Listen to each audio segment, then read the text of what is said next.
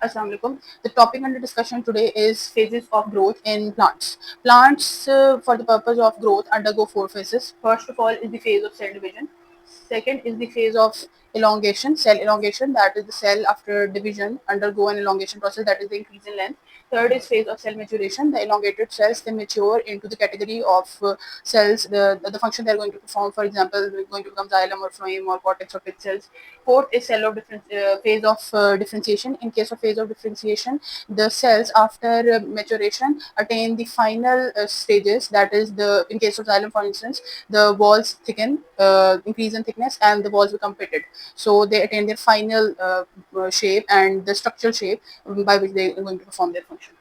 Now let's look at a deeper look of all these four phases. The first phase is phase of cell division. In case of phase of cell division, the number of cells increase by mitosis. You can see here this is a root tip, plant cell's root, and this is the root tip. Here near the root cap, the cell will undergo cell division and further cells will be produced.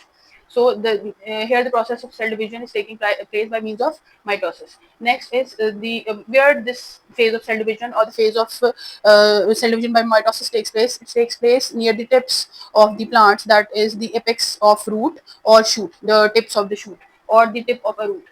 Cells are small. Here the cells are small in size because they are just newly formed baby cells. They are small in size. They are spherical. They have spherical nuclei in the center. And you all know that plant cells don't have a spherical nuclei placed in the center because of the presence of a large vacuole. But the baby plant cells that are just newly formed plant cells, they don't have a large vacuole. So the nuclei are present. The nucleus is present in the center of the cell. So in this case, the newly formed cells, they have a spherical nucleus in the center. So if we are going to see under microscope a plant cell having a spherical nucleus in the center, we can say that the cell is in the phase of cell division. That is the first phase of growth. Cells are non-vacuolated. Vacuoles are not yet formed. The cell has no vacuole, no large vacuoles. Synthesis of cell wall and cytoplasm takes place here, and the cell wall has started to form in the newly baby cells of plant, and the cytoplasm has started to form here also. Hope this is for the first phase of cell division. Now the next phase is phase of cell elongation. In this phase, the cells after cell division, they elongate in size. And how cells elongate? They take up water, they absorb water, and they increase in volume, so they elongate in length. So this where we can observe the phase of cell division, it is a few millimeter above the apex. It can be seen above the near to the apex of the root or shoot, a few millimeter section. If you observe it under microscope, here the cell of elongation can be observed. The cell volume has been increased 150 folds by the uptake of water. It is a few millimeter area of the plant body which we can observe. After phase of cell division, the cells undergo zone of maturation. In case of zone, as the name indicates, the cell attain their maturity and they finally getting towards close towards the function they are going to perform. So the cell attains the final size. The final size has been achieved.